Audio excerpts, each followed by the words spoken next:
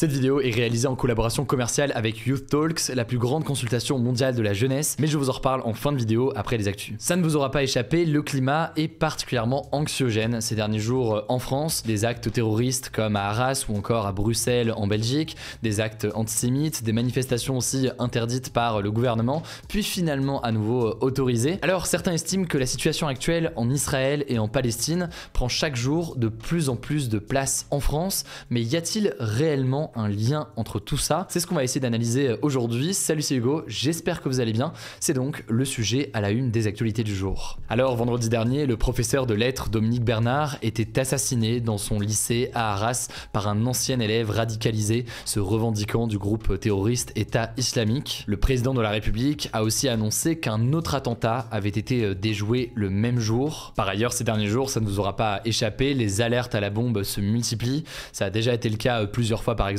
au château de Versailles, dans des aéroports, bref, dans de nombreux lieux publics. Cette situation est indéniablement un facteur de peur, d'émotion, de stress, de tension. Mais attention, le lien avec la situation en Israël et en Palestine n'est pas formellement établi. En effet, des sources proches du dossier ont déclaré à l'AFP que l'assaillant à Arras avait fait une allusion seulement très marginale à la situation au Proche-Orient. Et concernant les alertes à la bombe ou encore les évacuations, dans l'immense majorité des cas, il s'agit de fausses alertes et donc il n'y a pas derrière ces fausses alertes de revendication quelconque, simplement donc une forme de vigilance supplémentaire très souvent. Alors maintenant, une fois qu'on a dit ça, il faut tout de même noter que la France est passée après l'attaque à Arras en alerte urgence attentat et la situation au Proche-Orient ajoute un climat de tension. Alors concrètement, l'alerte urgence attentat, ça veut simplement dire qu'il y a davantage de policiers et de gendarmes mobilisés, il y a plus de moyens en fait globalement pour l'État, des campagnes d'information aussi peuvent être diffusées à la télévision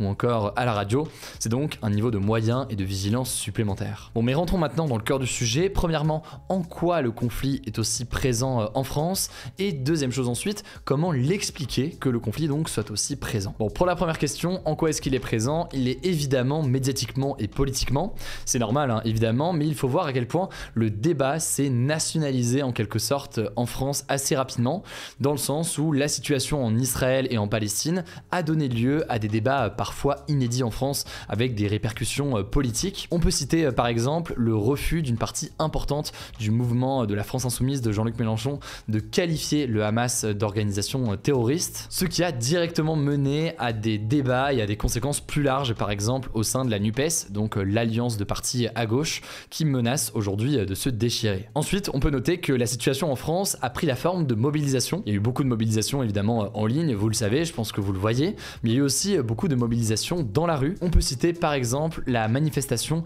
en soutien aux victimes du Hamas il y a près de 2 semaines, ou encore les manifestations en soutien à la Palestine après les bombardements israéliens sur Gaza. D'ailleurs, sur ce dernier point, on peut noter que le gouvernement avait d'abord annoncé l'interdiction systématique de toutes les manifestations pro-palestiniennes, le justifiant, je cite, par une crainte de troubles à l'ordre public. Mais finalement, le Conseil d'État a déclaré hier que ce n'était pas le rôle du gouvernement d'interdire ainsi toutes les manifestations.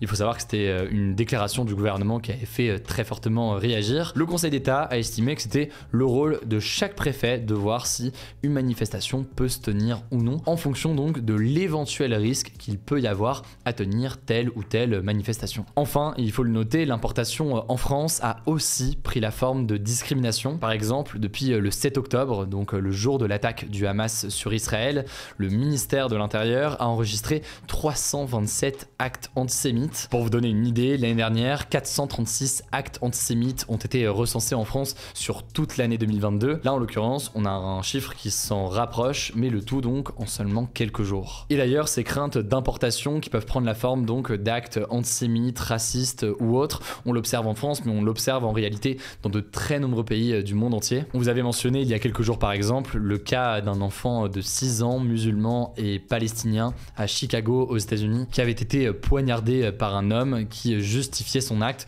par la situation actuelle au Proche-Orient. Ça, c'est donc les différentes formes que ça peut prendre et vous l'aurez compris, donc ça prend de très nombreuses formes différentes. Alors, si on met de côté la question des actes de discrimination, qu'ils soient racistes, antisémites ou autres, et qu'on se penche davantage plus précisément sur des mobilisations ou en tout cas des débats sur la situation actuelle au Proche-Orient, comment peut-on expliquer que ce sujet ait pris une telle ampleur ces derniers jours en France? Eh bien la première raison, le plus évident peut-être, c'est entre guillemets le facteur humain. En effet, au-delà de tout le contexte historique, etc., les images et la réalité de la situation ces derniers jours poussent naturellement beaucoup de personnes à vouloir en parler, que ce soit les plus de 1300 morts de l'attaque terroriste du Hamas en Israël, ou encore les près de 3800 morts désormais à Gaza après les bombardements israéliens. C'est à chaque fois de très nombreux civils, y compris des enfants, qui sont touchés. Et de la même façon, quand on parle du déplacement de centaines de milliers de Palestiniens en ce moment à Gaza,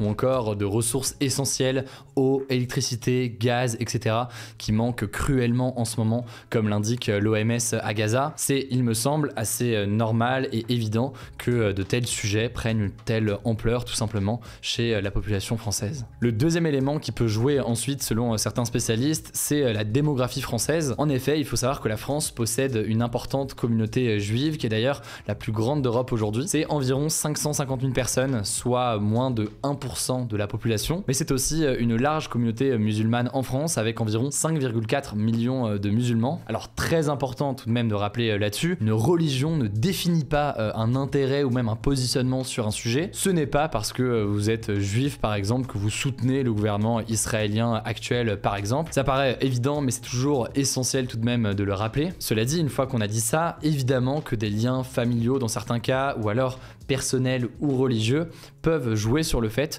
de se sentir davantage concernés et proches de la situation d'une façon ou d'une autre. Et puis au passage là-dessus, il faut tout de même noter qu'il y a aussi des Français qui ont été tués dans ces attaques. 28 Français sont morts dans les attaques du Hamas selon les derniers bilans du ministère des Affaires étrangères français et 7 Français sont encore portés disparus. Bon, et enfin un dernier facteur qu'il faut quand même noter, c'est peut-être l'un des plus importants aussi, la France est historiquement un acteur diplomatique majeur dans la région. Par exemple, la France a été l'un des premiers pays à reconnaître l'État d'Israël et à établir des relations diplomatiques dès 1949. Et puis on en parlait il y a 2 jours, même si le gouvernement français ne reconnaît pas aujourd'hui officiellement la Palestine comme un État à part entière, elle considère tout de même que le conflit israélo-palestinien ne pourra pas être résolu sans la création d'un réel État palestinien. C'est cette fameuse solution à 2 États qu'on évoquait il y a quelques jours.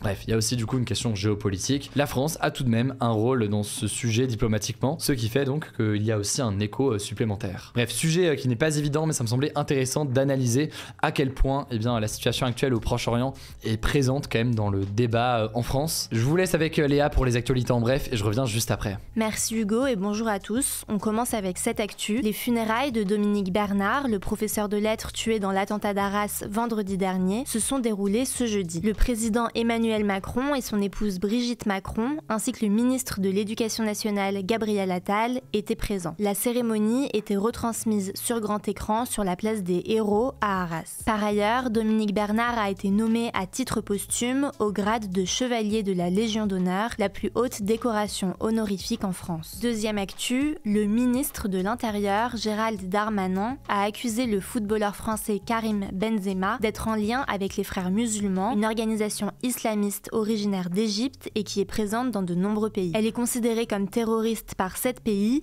dont l'Égypte, la Syrie et la Russie, mais pas par la France. En fait, le ministre a fait cette déclaration après que Karim Benzema a publié un message de soutien aux habitants de Gaza sur X, anciennement Twitter. Selon Gérald Darmanin, il aurait des prises de position vers un islam dur et rigoriste. Il lui reproche notamment d'avoir refusé de chanter la Marseillaise lors des sélections en équipe de France et de faire du prosélytisme autour du culte musulman, donc de répandre la foi ou de recruter des gens via les réseaux sociaux. L'avocat du footballeur a affirmé que ces accusations étaient fausses. Il envisage de porter plainte contre le ministre pour diffamation ou injure publique. On vous tiendra au courant. Troisième actu, la première ministre Elisabeth Borne a déclenché ce mercredi le 49.3 pour la 13e fois depuis sa prise de fonction. Le 49.3, c'est un article de la Constitution qui permet au gouvernement de faire passer une loi sans le vote des députés de l'Assemblée. Dans ce cas précis, la première ministre l'a utilisé pour faire adopter la première partie du projet de loi de finances pour 2024. Alors suite Suite à ça, la France Insoumise et le Rassemblement National ont annoncé déposer une motion de censure contre le gouvernement. Ça signifie que si plus de la moitié des députés votent pour la motion de censure, alors la loi n'est pas adoptée et le gouvernement est renversé. Mais ces motions de censure ont peu de chances d'aboutir. Quatrième actu, pour lutter contre le gaspillage alimentaire dans les cantines, le gouvernement a annoncé plusieurs mesures. En effet, en France, le secteur des cantines représente 8% du gaspillage alimentaire national. Le gouvernement souhaite donc que les cantines d'entreprise puissent proposer des paniers repas anti-gaspi qui seraient rendus accessibles à tous pour moins de 2 € sur des plateformes grand public comme l'application Too Good To Go. Le président souhaite aussi que dès la rentrée prochaine, tous les enfants à l'école primaire préparent un repas pour leurs copains dans l'année. Cinquième actu, la plateforme de streaming Netflix a augmenté les prix de 2 de ses 4 abonnements en France, au Royaume-Uni et aux États-Unis. Concrètement, les abonnements standard avec pub et standard conservent leur tarif actuel, donc 5,99 €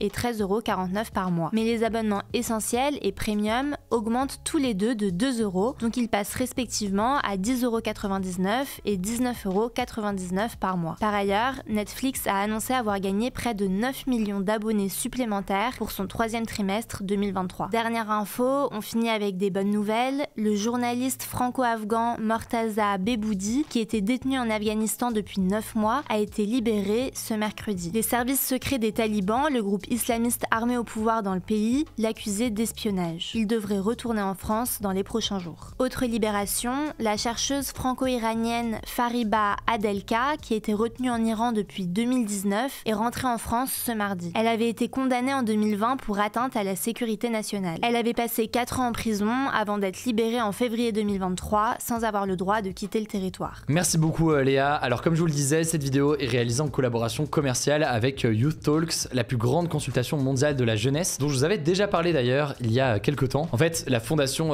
Higher Education for Good a créé cette consultation pour permettre aux jeunes de 15 à 29 ans de prendre la parole sur des sujets qui leur tiennent à cœur. Et l'objectif, c'était de mieux comprendre en fait les aspirations, les préoccupations et les attentes pour le monde de demain chez la jeunesse. La bonne nouvelle, c'est que beaucoup de personnes y ont participé. Quand je dis beaucoup, c'est près d'1 million de réponses qui ont été données par des jeunes qui viennent des 4 coins du monde. Et ce qui est super intéressant, c'est que les questions posées étaient des questions ouvertes, donc pas des questions à choix multiples, ce qui a permis justement aux jeunes de s'exprimer de manière bien complètement libre à chaque fois et sans filtre. Une des réponses les plus intéressantes, c'est ce que souhaitent apprendre les jeunes français à l'école. On pourrait s'attendre à des matières traditionnelles, mais en fait, ce qui est beaucoup ressorti, c'est l'apprentissage de valeurs pour faciliter le vivre ensemble qui ressort le plus. Donc concrètement, ça pourrait être des discussions sur des notions de respect, de solidarité ou encore de tolérance. En tout cas, n'hésitez pas à découvrir les résultats de cette consultation. On apprend plein de choses sur la manière dont notre génération voit le monde. Je vous mets le lien du coup directement en description. Écoutez, je crois que c'est tout pour cette nouvelle plongée dans l'actualité en une dizaine de minutes. Prenez soin de vous, prenez soin de nos proches, et puis on se dit à demain pour une nouvelle vidéo.